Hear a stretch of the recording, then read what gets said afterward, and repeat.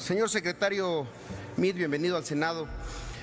Yo no sé si usted lleve la cuenta, pero esta es la 9ª vez que acude al Senado de la República a rendir cuentas sobre alguna de sus responsabilidades en el gobierno federal. 2 veces vino aquí para que fuera ratificado en alguna subsecretaría de Hacienda. 2 veces vino aquí como secretario de Relaciones Exteriores, 1 vez como secretario de Desarrollo Social. Esta es la 3ª vez que acude al Senado como secretario de Hacienda. Es un buen récord, la verdad. Y no solo esto, fíjese, usted forma parte de un reducidísimo club de secretarios de Estado en México que han logrado ser titulares de la misma dependencia en 2 sexenios seguidos. Ahí están los nombres de Salomón González Blanco, de Antonio Ortiz Mena, de Jesús Silva Herzog, de Carlos Rojas. Es usted además el mexicano que más veces ha desempeñado el cargo de secretario de Estado. Es un buen récord. Y entonces uno se pregunta, pues ¿qué tiene este señor Meade? ¿Por qué anda ahora en boca de todos y les genera a todos sentimientos encontrados? Y a ver, yo quiero dejar algo muy claro, no se duda de su formación académica, no se duda de su honorabilidad, de su seriedad. Es muy común escuchar que es usted un funcionario eficiente y confiable, un funcionario honesto, y yo lo felicito. Destaca usted en un gabinete por encima del señor del socavón, del señor que no sabe leer, del cuñado del huachicol, del que llegó a aprender y del que ya no va a ser. Pero nada de todo lo anterior es lo que a mí me llama la atención. Lo que a mí me llama la atención es que sea usted en el mundo quizá el único secretario o ministro de Hacienda o de Finanzas que ha servido en el mismo cargo para 2 partidos políticos diferentes.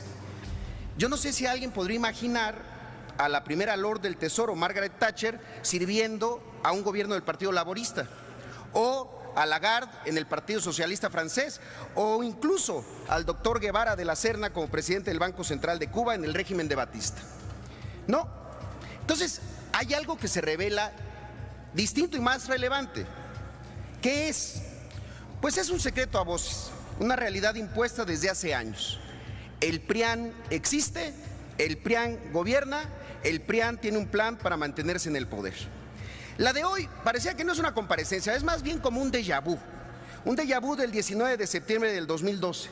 Usted, señor secretario, en esa fecha también vino al Senado, también era presidente del Senado mi amigo el senador Ernesto Cordero.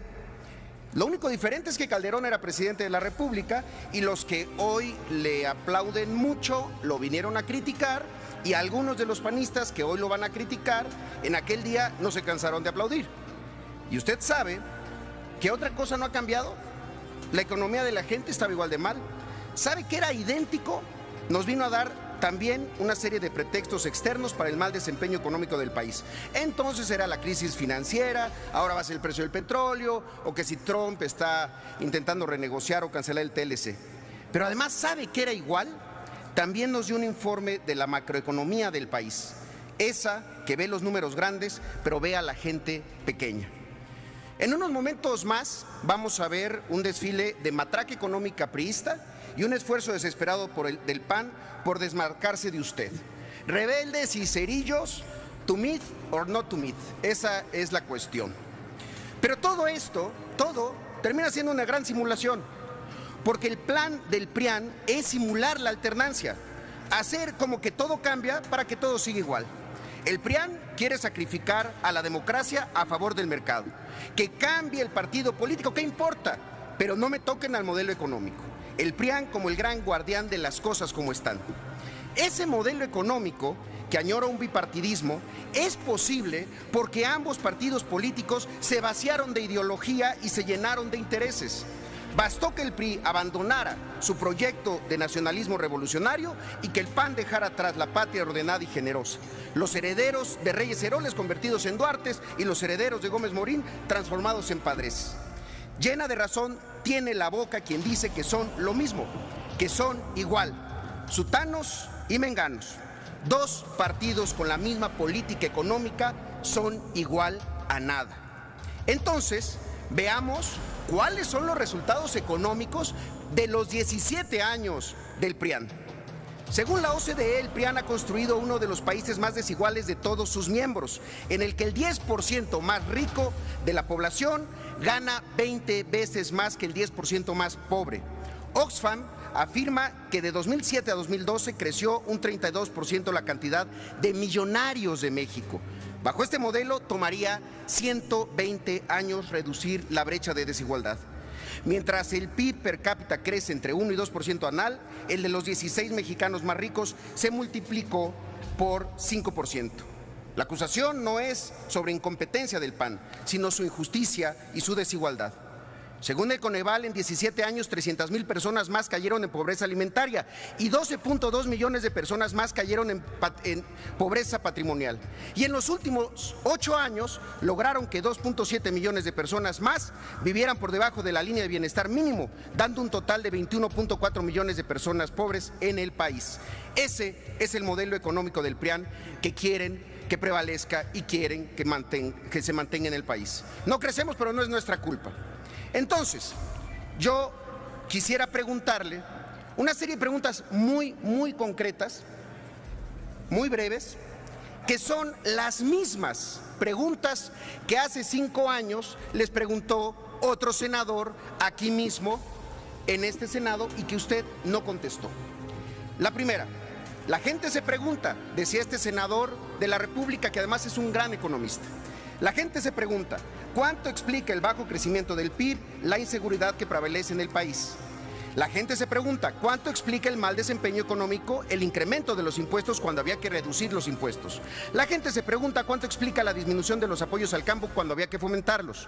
La gente se pregunta, ¿cuánto se explica por el cierre de instituciones de la banca de desarrollo y la disminución en inversión productiva cuando en una crisis se requiere lo contrario?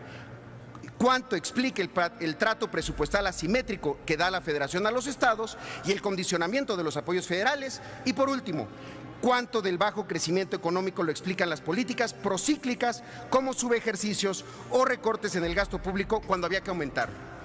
6 preguntas muy concretas que yo creo que hoy merecen una respuesta.